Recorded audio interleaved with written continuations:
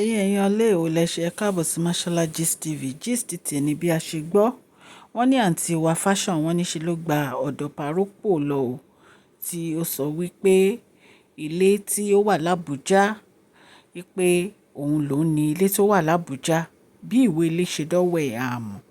Wọ́n ní Ropo dẹ̀ gbà á níyànjú pé kí ó kúrò ní ilé yẹn, pé kò gbọdọ̀ lọ sí ilé yẹn. Nǹkan tán ní Ropo sọ fún nìyẹn. Bí a ṣe gbọ́, wọ́n ní àǹtí wa lọ sí ilé yìí, wọ́n ní minister hill ní ilé yìí wà ní Abuja. Wọ́n ní àǹtí wa lọ síbẹ̀ o. Wọ́n ní ó sọ wípé òun wá take ownership of the house, ó gbé lọ́ọ̀yà dání àti àwọn security. Wọ́n ní bí kábíyèsí ṣàṣe pàṣẹ nìyẹn, wípé kán kúrò ń bẹ gbogbo wọ̀. Wọ́n ní ilé òun ṣe tiẹ̀ pé Queen Naomi ló ní ilé, èèyàn lé. Bí a ṣe gbọ́ o, wọ́n ní ó bá bẹ̀rẹ̀ sí sọ̀rọ̀ wípé báwo ni bàbá kábíyèsí á ṣe ní kó ń fi ilé náà sílẹ̀, wípé nǹkan tí òun àti kábíyèsí jọ sọ, kábíyèsí dá òun, nítorí òun ti sọ fún kábíyèsí wípé resort Lekki Beach lòun fẹ́ fún kábíyèsí àti òun káwọn jọ máa wà níbẹ̀, wípé kábíyèsí wá lọ ra ilé yẹn lórúkọ Queen Naomi, wípé kábíyèsí betray òun, wípé wípé òun náà ní ẹ̀tọ́ láti gba ilé Àbújá. Wọ́n ní bàbá kábíyèsí ní kò ní ẹ̀tọ́ láti gba ilé Àbújá, pé because ilé Àbújá kìí ṣe tiẹ̀, Tadé ní káwò ló nílé. Wọ́n ní àǹtí wa bá bẹ̀rẹ̀ sí sọ̀rọ̀ wípé kí ló dé tó jẹ́ pé gbogbo nǹkan ni kábíyèsí ń fi orúkọ Tadé ní káwò sí, wípé kí ló dé tó jẹ́ pé gbogbo nǹkan tó yẹ kí àwọn ní, pé ṣe bóun náà gbémọ fún kábíyèsí, pé báwo ni tàwọn ọmọ ń ṣe máa jẹ́ nígbà tí kábíyèsí ń kó gbogbo dọ́kúmẹ̀ǹtì wọn àti investment wọn tó ń kó lé Tadé ní káwò lọ́wọ́, wípé kí ló dé tí kábíyèsí ń treat tóun báyìí, kí ló ń ṣe fún kábíyèsí tóun fi deserve gbogbo nǹkan báyìí.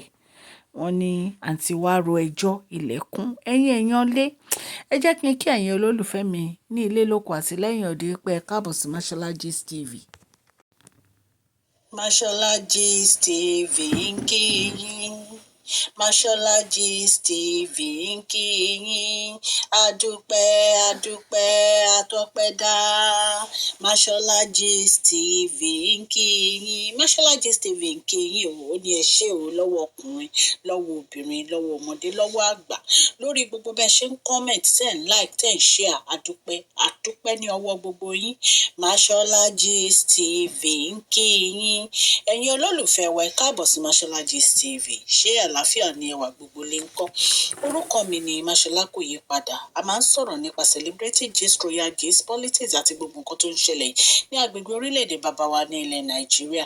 A ń sọ̀rọ̀ nípa celebrity gist, royal gist, politics àti gbogbo nǹkan tó ń ṣẹlẹ̀ ní orílẹ̀-èdè wa. Ẹ̀yin èèyàn lè tẹ́ bá ti subscribe, ẹ tẹ notification bell, kẹ́ ẹ subscribe so that a bá ti post any gist ẹ máa rí. A ń sọ Yorùbá lórí channel yìí nítorí pé a fẹ́ gbàgbé àṣà àti èdè wa. Ẹ̀yin èèyàn lé, à ń ṣe advert lọ́lọ́kùn òjọ̀kan lórí channel yìí, ẹ kàn sí wa ní Mashola Gist TV.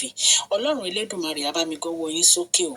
Ọlọ́run Elédùmarè á bá mi ran gbogbo yín lọ́wọ́ o. Òkè òkè ni ọlá yín á máa lọ o. Ọlá yín ò ní lọ ìsàlẹ̀ láíláí.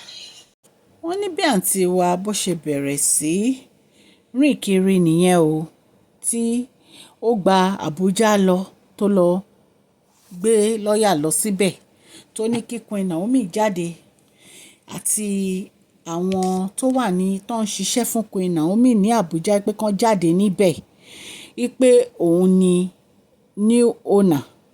Wọ́n ní bí àwọn tó ń ṣiṣẹ́ ń bẹ̀ ṣe pé Queen Naomi nìyẹn. Wọ́n ní Queen Naomi bá pe kábíyèsí, wọ́n ní kábíyèsí bá ní kán fi sílẹ̀, kán jẹ́ kó máa ṣe nǹkan tó ń ṣe. Wọ́n ní bí kábíyèsí ṣe pé àwọn authority nìyẹn. Àwọn yẹn wọ́n ṣàgbégbèsẹ̀ náà ní kó kúrò ń bẹ̀ pẹ̀lú gbogbo àwọn tó kó lọ síbẹ̀. Wọ́n tiẹ̀ tún ló tún kó security gan dání. Ẹ̀yin èèyàn lé, kìí ṣe nǹkan kékeré o ni a rí ní ọwọ́ àǹtí wa fashion.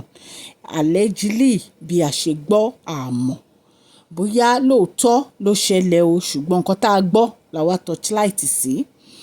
Ẹ̀yin èèyàn wa, nǹkan tí ò yé mi òun ni pé kí ni wàhálà lórí property.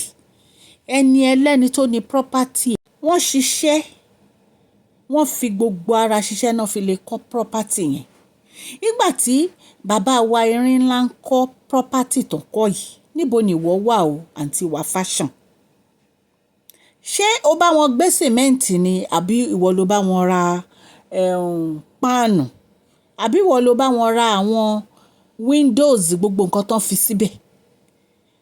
Kábíyèsí go tí mọ̀ ẹ́ ń gbà yẹn wọ́n wá kọ́ bẹ́ẹ̀ tán ló wá ní ó fẹ́ gbabẹ̀ lọ́wọ́ wọn. Wọ́n ní pé ó ń sọ fún bàbá wa Rọ́pò pé Queen Naomi pé pretender ní pé ó ń lògùn fún kábíyèsí ni. Tí Queen Naomi bá ń lògùn ìwọ náà lọ lògùn náà. Ṣebí ńgbà tí ìwọ náà ń fẹ́ kábíyèsí ńgbà yẹn ṣebí gbogbo nǹkan ń rosy ṣebí gbogbo nǹkan ń ṣe bó ṣe yẹ kó ṣe. Lọ lògùn tó bá jẹ́ pé o fi òpó ògùn ni Queen Naomi lò ìwọ náà lọ lo tiẹ̀ náà.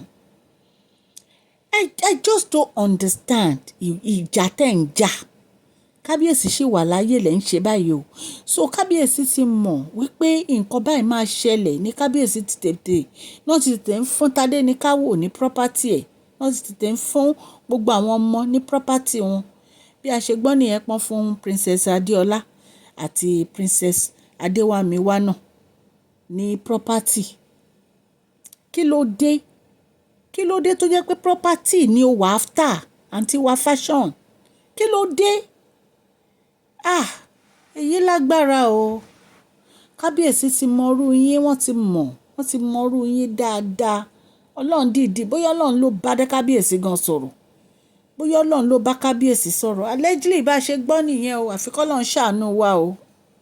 Bó ṣe wá ọba Ẹlẹ́gùṣì náà lọ sí palace wọn nìyẹn tó lọ ń rojọ́ fún ọba Ẹlẹ́gùṣì tí wọ́n gbé ní ìdààmú pé palace àwọn ò kì í ṣe police station. Pé kó lọ sí ọ̀dọ̀ ọkọ ẹ̀ kó lọ bọ́kọ ẹ̀. I just don't know. Lórí ọ̀rọ̀ property náà dẹ̀ ni kò sí nǹkan míì. Kábíyèsí ẹ̀yà tètè gbégbèsè o lórí ọ̀rọ̀ yìí o tó bá jẹ́ pé lóòótọ́ bó ṣe rí ni ẹ gbégbèsè o because àwọn olórí yìí they are just too desperate. Wọ́n ti wà too desperate jù. Ọlọ́run Elédùmarè á wà pẹ̀lú gbogbo etí tó ń gbọ́ mi o. Òkè òkè ni ọlá yín á máa lọ o. Ọlá yín ò ní lọ ìsàlẹ̀ láéláé. Ẹ bá mi fún fídíò yìí ní thumbs up o. Please share this video, like and subscribe. God bless you all.